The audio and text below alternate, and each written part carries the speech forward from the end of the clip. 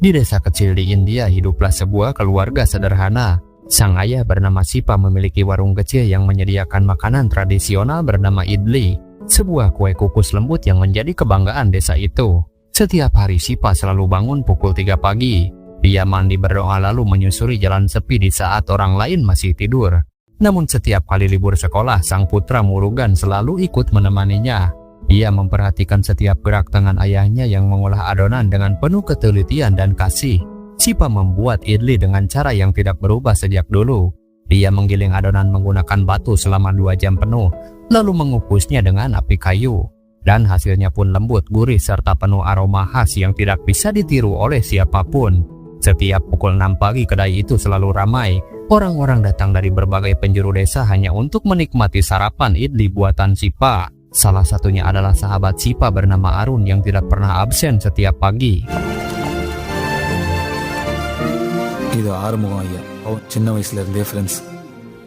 Di dinding kedai tergantung sebuah tulisan sederhana dari Mahatma Gandhi tentang kedamaian dan anti kekerasan. Tulisan itu pun menjadi prinsip hidup Sipa. Dia percaya semua masalah tidak akan pernah selesai dengan amarah, melainkan dengan ketenangan dan kasih. Dan nilai itu pula yang ingin dia wariskan kepada putranya. Hingga waktu pun berlalu, Murugan kini tumbuh dewasa. Melihat ayahnya yang setiap hari di dapur, membuatnya terinspirasi untuk kuliah di jurusan Tata Boga. Suatu hari Murugan pulang membawa sebuah kejutan, yaitu sebuah mesin penggiling otomatis. Dia ingin meringankan kerja keras ayahnya, dan mesin itu bisa menyelesaikan pekerjaan dalam waktu 5 menit saja. Awalnya semua tampak sempurna. Namun ketika adonan itu dikukus dan dicicipi, ibunya Kasturi langsung menyadari ada yang berbeda. Begitu juga dengan Sipa yang membenarkan. Dia meminta supaya anaknya tidak salah paham. Menurutnya mesin bisa membuat apa saja, tapi tidak bisa menggantikan sentuhan manusia. Bagi Sipa teknologi mungkin membantu, tetapi cinta dan ketulusan tak bisa digantikan oleh alat apapun. Namun Murugan memiliki pandangan lain. Baginya dunia sudah berubah. Kalau mereka ingin maju, kedai itu pun harus dikembangkan ke kota-kota besar. Dia bahkan mendapat dukungan dari investor yang siap membantu membuka cabang modern. காசு சம்பாதிக்கலாம். நான் காசுக்காக மட்டும் கடை ரெசிபி சொல்லி கொடுத்தா ஆளுங்களை வச்சு பண்ணிக்கலாம். அப்படின்னா கடைக்கு ஏன் பேர் வைக்காத, நான் தான் சமைக்கணும். இல்லைன்னா நம்பி வரவங்களை ஏமாத்துற மாதிரி. Sayangnya sang ayah menolak. Dari pemikirannya yang berbeda, Sipa yakin bahwa jika kedai itu dibuka di kota dan dibuat oleh tangan orang lain, maka bukan lagi kedai idli miliknya. Dan dia pun tidak mau menipu para pelanggan, sebab keistimewaan kedai itu bukan pada resep, tapi pada tangan yang membuatnya. Pertentangan itu membuat Murugan kecewa. Oleh sebab itu Murugan akan pergi keluar kota mencari jalan suksesnya sendiri. Sebelum kepergian Murugan, sang ayah sempat berpesan agar putranya tidak pernah melupakan kedai kecil mereka. Sipa pun berkata bahkan jika dirinya telah tiada, jasadnya pun tidak akan meninggalkan desa itu. முருகா, நம்ம இட்லி கடையை மறந்து என் ஆத்மா அந்த இட்லி கடையை தான் சுற்றி சுற்றி வரும். நீ எதுவும் மனசில் வச்சுக்காது. Dan kepergian Murugan hari itu bukan hanya perpisahan antara seorang anak dan orang tua, tapi juga perpisahan antara seorang anak dengan kampung halamannya dan juga dengan identitasnya yang baru.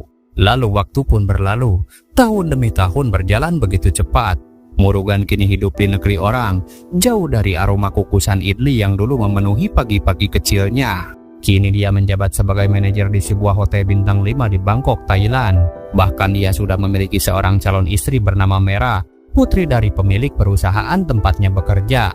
Dan tidak hanya itu, pernikahan mereka pun dijadwalkan akan berlangsung 2 minggu lagi. Innu 15 days la kalyanam. Dad's gonna be introducing you to the who's and who's of the world. Dan di balik semua itu, berdirilah calon mertua Murugan, yaitu Patel, seorang pengusaha besar asal India yang memiliki kekuasaan dan pengaruh luas di negeri ini. Namun tidak lama 2 orang polisi datang membawa kabar buruk, sebab putra sang pengusaha Aswin yang juga adik Mera tertangkap karena terlibat dalam perjudian bersama teman-temannya. Tetapi Aswin dan Patel menanggapi masalah ini dengan santai, karena bagi pria berkuasa seperti mereka, sejumlah uang bisa menyelesaikan semua masalah. Loan out of proportion because they want to take some money from you. Di situ Patel membandingkan Aswin dengan Murugan. Baginya Murugan adalah contoh nyata bahwa kerja keras dan kesabaran bisa menggantikan segalanya. Dia adalah sosok yang mengisi perusahaan yang seharusnya diisi oleh Aswin sendiri. Ketika hanya berdua, Patel akhirnya mengaku jika dia terlalu memanjakan anaknya. Sejak istrinya meninggal, Aswin jadi kehilangan arah. Dan Patel pun berkata bahwa dia lebih menyayangi Aswin dibanding Mera. Bukan karena membeda-bedakan, tetapi karena rasa bersalahnya sendiri. Sementara Murugan hanya bisa mengingatkan bahwa seorang ayah seharusnya tegas. Jika dia jadi Patel yang melihat anaknya berjudi, mungkin dia pun sudah menamparnya. Di situ Patel pun membenarkan, namun kenyataannya bahwa Aswin adalah titik lemahnya. Bahkan di rumah sendiri dialah yang sering dibentak oleh sang anak. அவன் முன்னாடி என்ன திட்டுறீங்க பண்ணி வர Ashwin, Beberapa hari kemudian Murugan diminta datang ke rumah pribadi Aswin. Bisa kita lihat dia memiliki deretan mobil mewah dan sebuah ring tinju. Begitu tiba, Aswin langsung mengajaknya naik ke ring. Dan Murugan langsung terbayang bagaimana jadinya nanti. Tetapi dia harus menuruti kemauan calon adik iparnya ini. Dan benar saja tanpa banyak bicara, Aswin melepaskan pukulan demi pukulan. Murugan jadi sasaran amarahnya sejak sang ayah yang selalu membandingkan dengan dirinya. hurt my sister. Now what my sister sees in this girl. Dan malam itu juga diadakan pesta besar. Namun di tengah keramaian itu, Murugan merasa hampa. Ada perasaan tidak biasa yang tidak bisa dijelaskan. Ternyata sang ayah ingin putranya itu menikah di kampung halaman sesuai adat dan tradisi. Lalu tiba-tiba dia menerima panggilan dari ibunya. Murugan pun sempat bertanya apakah sang ayah sudah setuju dengan pernikahannya. Tetapi sang ibu dengan lembut berkata bahwa ayahnya Sipa telah tiada. அப்பா கல்யாணத்துக்கு வரேன்னு சொல்லிட்டாராமா? ஐயா அப்பா தவறிட்டாங்க நீ கொஞ்சம் வந்து காரியத்தெல்லாம் மட்டும் முடிச்சிட்டு போயிடுறியா ஐயா. Mendengar hal itu dunia Murugan seketika runtuh. Sebab sosok yang dulu selalu menenangkannya kini benar-benar pergi. Dan jelas Patel pun turut berduka. Tapi dia tetap meminta supaya Murugan tidak salah paham. Dia tahu suasana saat ini sedang berduka. Namun Patel memastikan supaya pernikahan dengan Mera tidak ditunda. Karena seluruh tamu penting sudah diundang dan acara tidak mungkin dibatalkan. Sementara Mera dengan wajah sedih meminta maaf karena tidak bisa ikut ke desa kekasihnya. Dan sebagai gantinya, dia mengirim salah satu orang kepercayaan bernama Pak Rama untuk menemani Murugan pulang dan memastikan semua urusannya berjalan lancar. Dan di desa suasana pun sudah diselimuti duka. Ketika Murugan tiba, dia hanya bisa memandangi warung kecil tempat ayahnya biasa bekerja. Lalu saat sampai di rumah, dia melihat sang ayah sudah terbujur kaku. Orang-orang menangis, sang ibu pun hanya terpaku diam. Sementara Murugan sendiri tak mampu berkata apa-apa.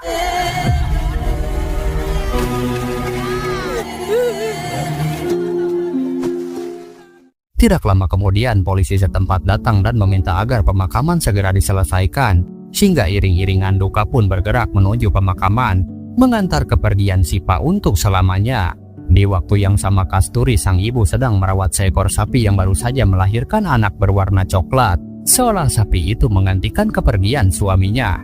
Dan Kasturi dengan tegas menamai anak sapi itu Sipa seperti nama mendiang suaminya. கண்குட்டிய அப்பப்ப வந்து பார்த்து சிவம்னு கூப்பிடு கண்ண சிவம்னு. Di sisi lain ada wanita muda bernama Kayal, tetangga mereka yang sejak dulu selalu membantu Kasturi dan almarhum Sipa. Kayal memperingatkan Murugan agar memperhatikan ibunya yang sudah 2 hari tidak mau makan. Sambil pergi dia menggerutu marah melihat Murugan yang seolah menelantarkan orang tuanya sendiri. நாளா ஒத்தையில விட்டு என்ன புள்ளையோ. Malam harinya Murugan mendapat telepon dari Mera yang menanyakan kabar dan keadaan. Mera pun berusaha menenangkan dan berjanji akan mengurus semua persiapan pernikahan mereka. Namun tidak lama setelah itu, Kasturi keluar tergesa-gesa. Dia hendak membangunkan Sipa agar dia tidak terlambat. Melihat itu Murugan menenangkan sang ibu, mencoba mengingatkan kenyataan pahit bahwa sang ayah sudah tiada. 3 மணி ஆச்சு உடம்புல நேரமாச்சுன்னா அப்பாக்கு வச்சுக்குவாரு. ஏம்மா நான் சொல்றது கேளுமா அம்மா. அம்மா நான் சொல்றது கேளு. Setelah sedikit tenang, Kasturi meminta diantar ke kedai suaminya. Setibanya di sana, dia menatap sekeliling mengenang masa-masa muda saat pertama kali dilamar oleh Sipa. Dan di saat sedang mengandung Murugan, dia selalu melihat sang suami membantu ibunya membuat kue idli.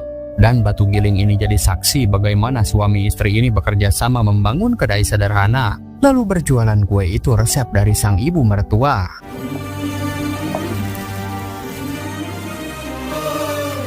நல்ல அம்மாக்கு வாங்கிட்டு போம்பா. சரி வாங்கிட்டு போறோம்.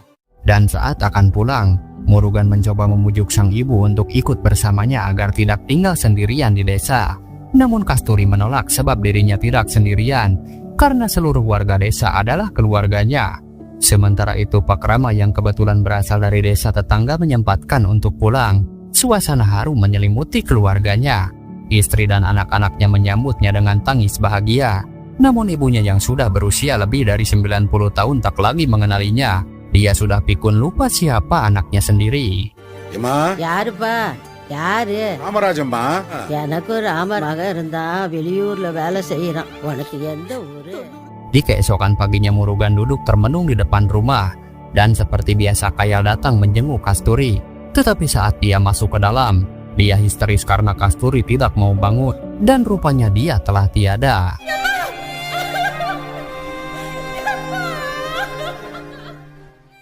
Kini Murugan benar-benar sendirian. Ia menyesal mengingat setiap kenangan masa kecil bersama kedua orang tuanya. Namun kenyataannya Merah saat ini benar-benar sedang panik. Dia takut Murugan tidak akan kembali. Tetapi sang adik Ashwin berusaha menenangkannya. Menurutnya tidak mungkin Murugan berkhianat. Dan kalaupun dia tidak kembali, Ashwin sendiri yang akan menjemput dan menyeretnya kembali. Sementara itu sebenarnya Rama merasa kesal karena terus-menerus diperintah oleh Merah. Namun Merah tidak mau tahu bagaimanapun caranya. Rama harus bisa membujuk Murugan agar segera kembali. Atas perintah itu Rama pun mengajak Murugan ke kedai milik Semi yang lokasinya tidak jauh dari kedai idli peninggalan ayahnya. Mereka berdiskusi dan Semi tahu betul kedai idli milik keluarga Sipa bukan sekedar tempat makan, tapi sudah menjadi kebanggaan desa. Karena itu atas saran Rama, Semi berniat membeli kedai tersebut dengan harga tinggi agar tradisi tetap hidup. Namun diam-diam itu adalah rencana Rama atas perintah Merah supaya Murugan melupakan semua kenangan desa ini. Jelas Murugan pun berpikir keras karena tidak mudah baginya melepas kedai warisan ayahnya begitu saja. Bayangan kedua orang tuanya pun seakan muncul, mengingatkan dengan wajah penuh kekhawatiran. Sipa takut jika setelah mereka tiada, rumah dan kedai itu akan hilang begitu saja. Namun dalam bayangan itu, sang ibu menenangkan suaminya percaya bahwa suatu hari putra mereka akan kembali ke akar dan menjaga peninggalan keluarga. நம்ம கடையும் அப்படியே போயிடுமோ? இங்கதான் திரும்பி வரப்போறான். ஆறுதலா கூட வரும். Hingga di hari itu diadakanlah pertemuan antara Murugan dan Semi disaksikan oleh kepala desa. Di atas meja sudah tersedia berkas perjanjian jual beli lengkap dengan materai. Namun ketika baru setengah tanda tangan, Murugan berhenti. Dia menatap kertas itu lama, lalu perlahan berkata jika semasa hidup tak satu pun permintaan ayahnya yang pernah dia turuti. Tetapi kali ini sebagai bentuk penebusan, dia pun tidak akan menjual kedai itu. Semi sontak marah dan merasa dipermalukan. Namun Rama segera menenangkan, meminta Semi untuk tidak memaksa, karena Murugan hanya ingin mempertahankan warisan ayahnya. Ketika di rumah Murugan terdiam melihat Kaya yang marah-marah tidak jelas. Dia marah besar menuduh Murugan tidak punya hati nurani karena tega menjual kedai peninggalan Sipa yang sudah dianggap seperti kuil. Dengan mata berkaca-kaca, Kaya berkata kalau Murugan adalah anak yang egois. Kaya mengatakan bahwa Semi yang ingin membeli kedai itu adalah pesaing Sipa yang menjual roti tapi tokonya selalu sepi. Dan sejak dulu Semi memang iri pada kedai milik Sipa. Dia sudah berkali-kali mencoba membeli bahkan dengan harga tinggi. Tetapi Sipa selalu menolak. Namun kali ini mimpi Semi seolah menjadi kenyataan. Kedai yang dulu tak bisa dia miliki kini justru jatuh kepada Semi oleh tangan Murugan sendiri. Murugan di situ hanya menatapnya diam, lalu menjawab dengan tenang bahwa dia tidak menjual kedai itu. Namun dia mengakui apa yang dikatakan Kaya benar, bahwa dirinya memang egois. Mendengar itu ekspresi Kaya berubah, rasa marahnya perlahan sirna, digantikan rasa bersalah dan haru. இருப்பீங்க அதே படுத்து தூங்குங்க. Sementara itu Merah meminta laporan terbaru dari Rama. Dan Rama memberitahu bahwa Murugan membatalkan rencana menjual kedai peninggalan ayahnya. Mendengar hal itu Merah langsung marah besar. Dia menuntut penjelasan mengapa Murugan tidak jadi menjual kedai itu. Padahal pembelinya sudah siap membayar dengan harga tinggi. Mendengar ucapan itu sontak dia kaget dari mana Merah tahu. Dan saat itu juga dia sadar jika Merah ternyata bekerja sama dengan Rama di belakangnya. Merah pun tidak mau tahu. Murugan harus segera kembali karena pernikahan mereka tidak bisa dibatalkan begitu saja. Semua tamu penting dari berbagai negara sudah diundang. Mendengar itu Murugan yang sabar akhirnya kesal. Dia baru saja kehilangan kedua orang tuanya sekaligus. Tetapi Merah tidak peka, malah membicarakan pesta dan pernikahan. Dia mencoba menjelaskan, tapi Merah menolak mendengar alasan apapun. Dia justru malah memaksa segera pergi dari rumah jelek peninggalan ayahnya itu. Kata-kata itu jelas membuat Murugan terpukul. Dia tidak terima rumah dan ayahnya dihina. Dan di saat suasana memanas, Ashwin tiba-tiba muncul. ஏய் உனக்கு என்ன தெரியும் எங்க அப்பா கடை என்ன ஆட்டிடியூட் காட்டுற? Dia menuduh Murugan tidak tahu berterima kasih. Menurutnya keluarga mereka sudah menjadikan Murugan sebagai miliarder. Tetapi sekarang Murugan malah mengkhianati Merah, kakaknya sendiri. Tidak lama Patel pun ikut berbicara. Dengan nada lebih tenang, dia meminta Murugan kembali demi menjaga nama baik keluarga. Dia tidak ingin pernikahan ini dibatalkan, karena jika itu terjadi, keluarga besar mereka akan jadi bahan tertawaan. Namun dengan kata maaf dengan percaya diri, Murugan menolak. Yang hal itu malah membuat Kyle gembira. Sementara Merah hanya bisa terdiam, merasa hidupnya hancur dalam sekejap.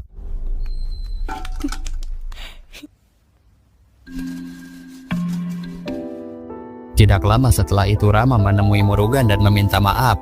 Dia mengaku terpaksa ikut campur karena tekanan dari Merah. Mendengar itu Murugan pun memahaminya. Namun sejak saat itu Rama memutuskan untuk tidak kembali. Dia sudah lelah hidup di negeri orang, bekerja keras tanpa henti. Bahkan ketika pulang, ibunya sudah tidak mengenali putranya sendiri. Hari demi hari pun berlalu. Kini Kaya selalu menemani Murugan di desa.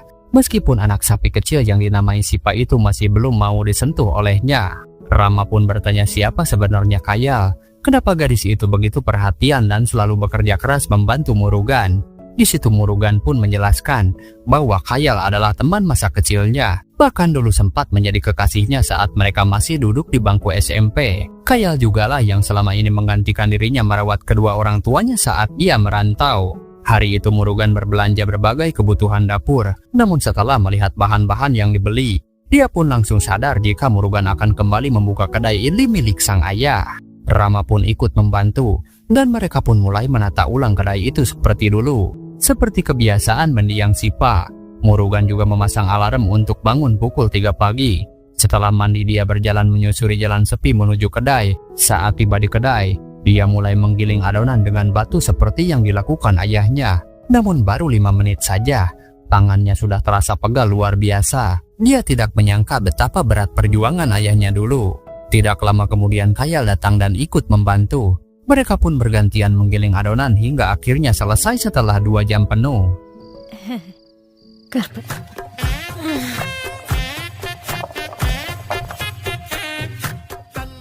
Lalu adonan pun dikukus dan aroma harum mulai menyebar. Beberapa warga yang lewat penasaran datang mencicipi idli buatan Murugan. Langganan lama Arun menjadi orang pertama yang mencobanya. Dia pun terdiam sesaat lalu berkata kalau idlinya terasa enak. Tetapi dari ekspresinya Murugan tahu ada sesuatu yang masih kurang.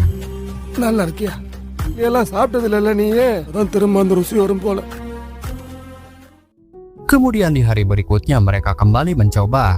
Murugan bangun lebih awal dan mulai menggiling adonan lagi bersama Kayal dan Rama. Namun tetap saja hasilnya belum memuaskan dan rasa idli itu memang berbeda. Kedai yang awalnya ramai kini kembali sepi, hingga Sam pun datang menghampiri. Dengan nada angkuh dia berkata bahwa Murugan sebaiknya berhenti berpura-pura. Menurutnya lebih baik kedai itu dijual saja, biarkan dia yang mengelola, agar nama Sipa tidak rusak karena idli buatan Murugan yang rasanya tak sebanding dengan milik ayahnya. Mendengar itu Murugan hanya terdiam. Untuk pertama kalinya dia merasa benar-benar tersesat. Malam itu dalam tidur lelahnya, tiba-tiba mendiang sang ayah datang. Lalu saat sadar dia dan Sipa berada di sebuah tempat. Dengan suara lembut dia bertanya apakah Murugan tersesat. Murugan menjawab dengan penuh penyesalan bahwa dia tidak merawat kedua orang tuanya dengan baik semasa hidup. Bahkan sekarang tidak tahu cara menjalankan kedai idli milik sang ayah. Padahal dia juga sudah mencari berbagai cara tapi tidak berhasil. Sipa pun tersenyum. Lalu dia berkata jika putranya tidak perlu mencari kemana-mana, karena semua jawabannya sudah ada dalam diri Murugan sendiri. Dan putranya itu diminta jangan khawatir, karena Sipa selalu ada di setiap langkahnya. Sesaat kemudian Murugan terbangun, dan tepat di sampingnya sudah berdiri anak sapi itu menatapnya seolah memahami segalanya. Dan seketika Murugan pun memeluknya dengan erat.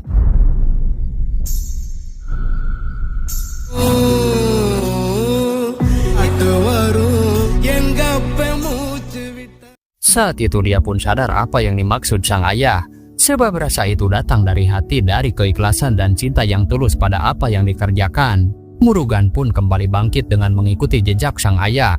Dia mengganti pakaiannya, berdoa lalu pergi bersama bayangannya.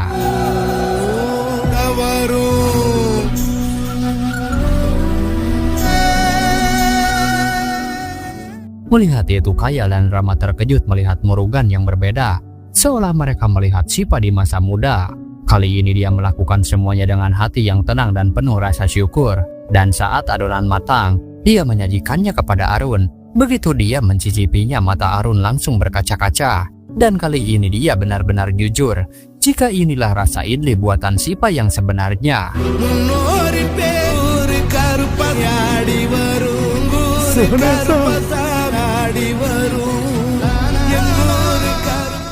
Namun kebahagiaan itu tak berlangsung lama.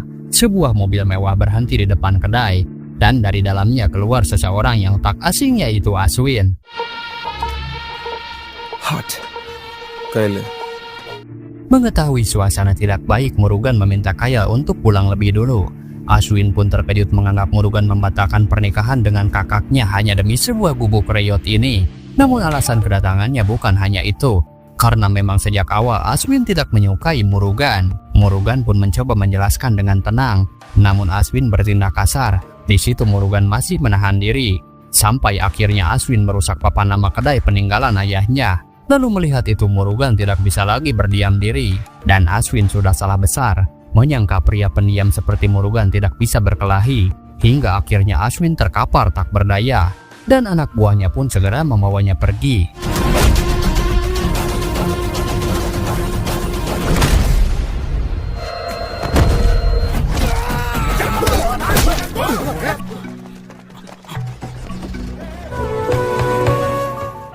Namun setelah semuanya reda, Murugan mulai menyesal.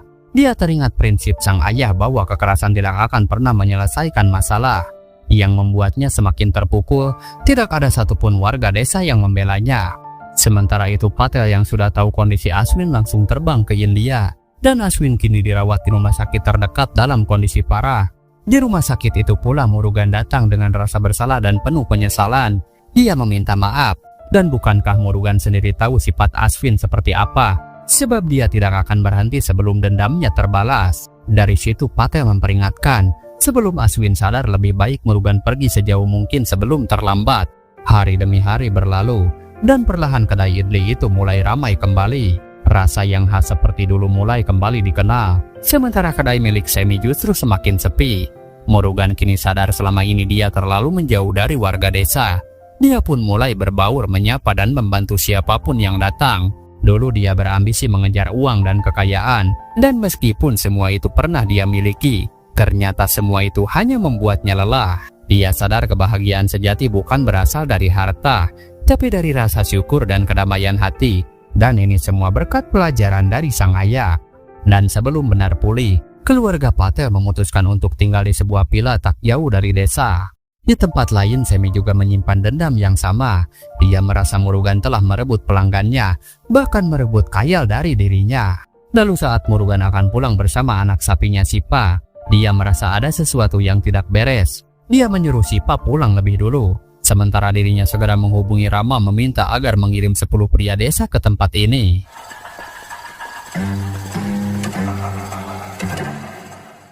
Dan benar saja bahaya itu datang. Aswin yang kini sudah pulih sepenuhnya muncul dengan wajah penuh kebencian. Murugan sempat memperingatkannya agar bisa menahan diri. Namun Aswin tidak peduli, dan terpaksa Murugan melawannya kembali yang hampir saja Aswin terkapar untuk kedua kalinya.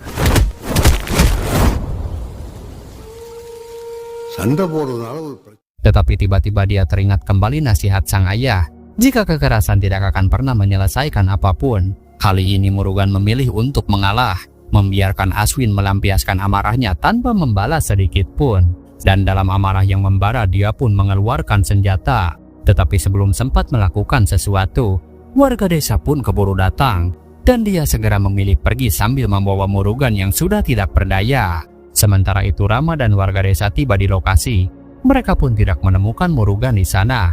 Namun dari jejak di rumput, Rama pun sadar bahwa sesuatu yang buruk telah menimpanya. Kabar itu pun sampai ke telinga Patel. Di situ Patel sadar semuanya sudah terlalu jauh dan dia bertindak nekat melakukan hal di luar dugaan. What the hell did you just do, Ashwin? Di situ Patel pun terkejut melihat putranya sendiri menjadi begitu kejam. Dan malam itu juga Patel berencana untuk kembali secepatnya ke luar negeri. Tidak lama kemudian ada seorang warga yang sempat memperhatikan dari kejauhan.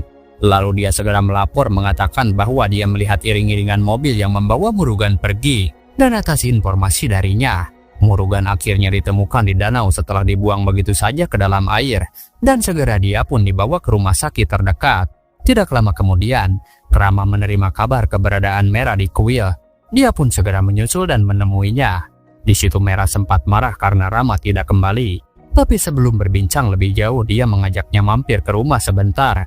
Dengan alasan keluarganya ingin bertemu Mera.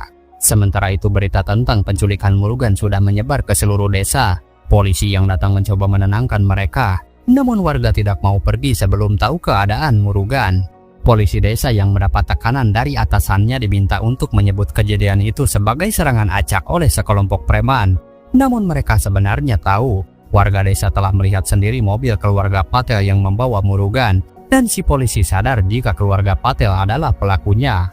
Di rumah, Mera mulai curiga karena tidak melihat istri dan anak-anak Rama. Saat dia hendak pergi, Rama secara halus menahannya sambil menyita ponselnya. Dan ternyata para pengawal pribadinya pun sudah dalam kondisi terikat. Sementara itu, polisi langsung mendatangi Patel dan memberitahu bahwa seluruh warga desa yakin keluarganya adalah pelaku. Namun nyatanya seluruh jalan keluar sudah ditutup oleh warga desa. Mereka pun bersikeras tidak akan pergi sebelum bertemu dengan pelaku sebenarnya.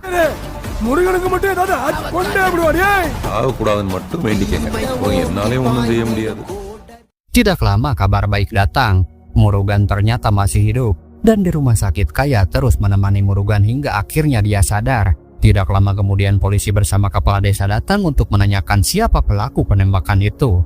Kepala desa pun menekan supaya Murugan tidak takut siapapun. Sebab seluruh masyarakat ada bersamanya. Namun meski masih dalam keadaan lemah, Murugan lebih tahu situasi ini. Dan dia justru berkata bahwa keluarga Patel bukan pelakunya. Ucapan itu pun membuat seluruh warga desa akhirnya tenang dan mulai meninggalkan Pila. Beberapa jam kemudian setelah disandra, Mera akhirnya dibebaskan oleh Rama. Alasan kenapa dia melakukan ini, sebab Murugan bertaruh nyawa akibat ditembak keluarga Mera sendiri.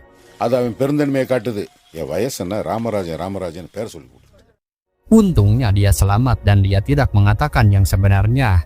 Andai saja Murugan tewas, pasti dia juga sudah diamuk oleh warga yang marah. Setelah itu polisi datang dan mengatakan bahwa semuanya sudah aman. Patel dan keluarganya bisa pergi karena Murugan mengatakan dengan jelas bahwa keluarga mereka bukan pelaku penembakan. Dia pun memperingatkan agar keluarga Patel tidak lagi menyakiti Murugan, karena kini seluruh warga desa akan selalu berdiri di pihaknya. Dan untuk menutupi semuanya, polisi pun rela menanggung seluruh resiko, asalkan dia mendapat imbalan yang setimpal. அப்ப நீங்க தான் சுட்டீங்களா?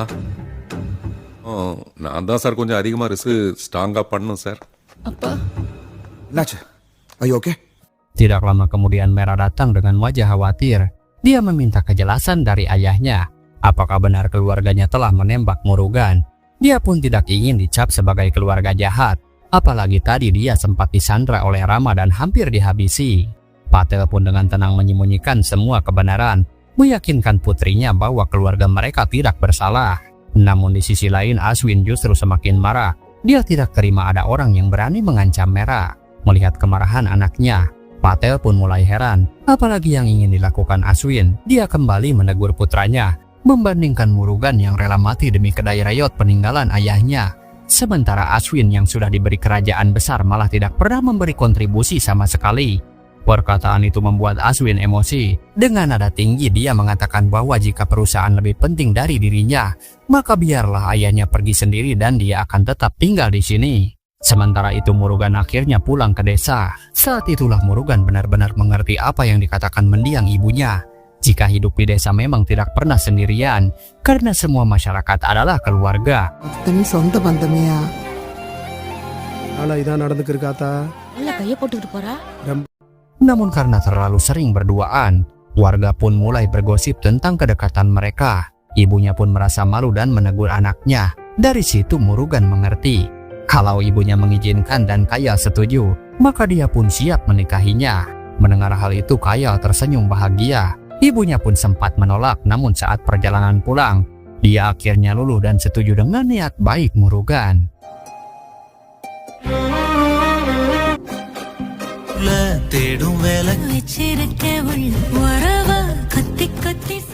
Sejak saat itu Murugan dan Kayal tidak lagi menyembunyikan hubungan mereka. Keduanya pun terlihat semakin dekat, bahkan sering bersama di depan para tetangga tanpa rasa canggung. Namun kebahagiaan itu tidak bertahan lama. Mera tiba-tiba datang ke desa.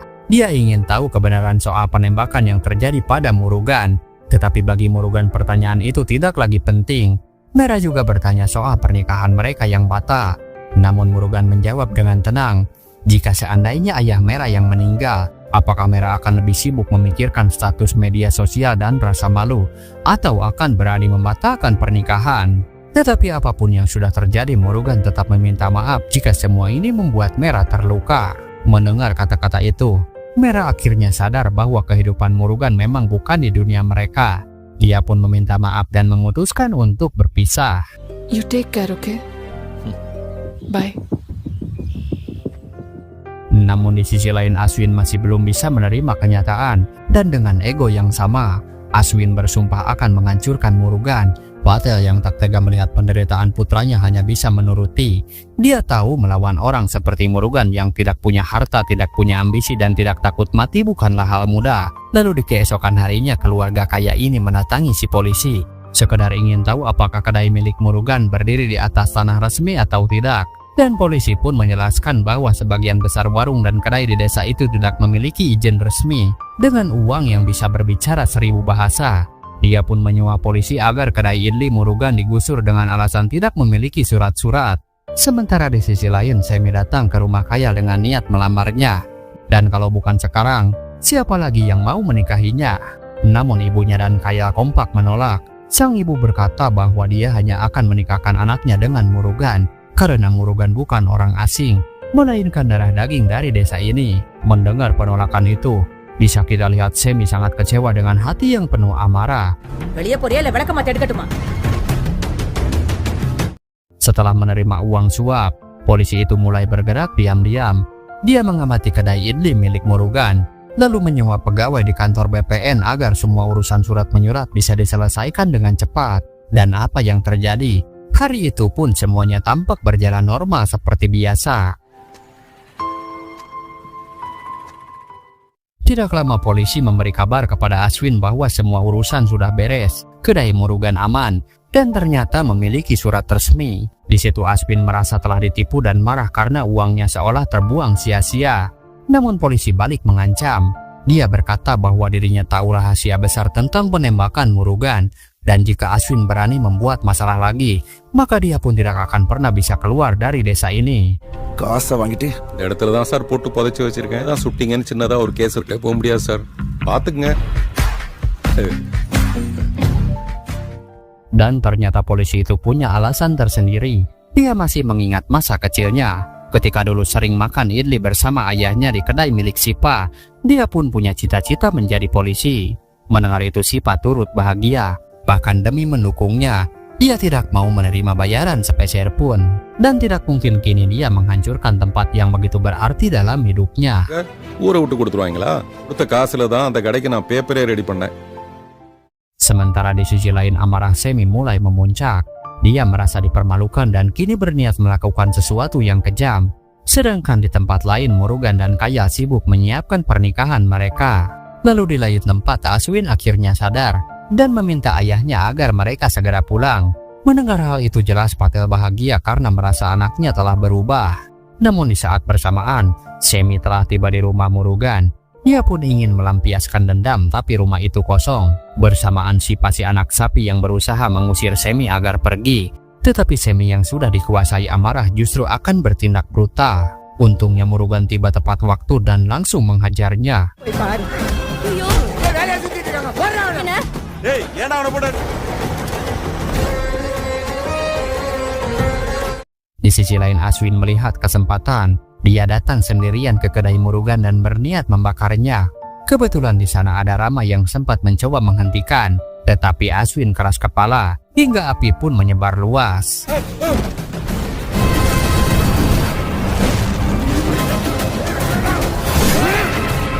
Ada போங்கடா. Di saat bersamaan Rama memberitahu jika Aswin telah membakar kedai, tetapi semuanya sudah terlambat. Dan Merah yang baru saja mendapat ketenangan diancam lagi oleh Rama. Dia diberitahu jika kali ini Merah tidak akan bisa keluar dari sini hidup-hidup, sebab Aswin telah membakar kedai Murugan. Setelah mendengar itu Merah datang dengan emosi yang meluap. Dia mengamuk kepada Aswin karena telah membakar kedai Murugan. Mendengar itu Patel terkejut karena ternyata anaknya belum juga berubah. Merah juga marah pada ayahnya. Dia merasa keluarga mereka memang orang jahat. Dia percaya bahwa selama ini ayahnya menutupi semua perbuatan Aswin, termasuk penembakan Murugan. Aswin pun membela diri, mengatakan bahwa semuanya yang dia lakukan hanya demi Merah. Tetapi Merah menolak alasan itu. Dia berkata semua ini bukan lagi tentang dirinya, melainkan tentang ego dan hawa nafsu Aswin sendiri. Merah menegaskan bahwa Aswin telah kalah. Dia tidak akan pernah menang melawannya, karena hati Murugan jauh lebih kuat dan tulus. Dalam kemarahan Merah berteriak bahwa lebih baik dirinya mati daripada terus hidup dengan rasa malu. Dia bahkan menantang Aswin, tetapi Aswin malah menantangnya balik.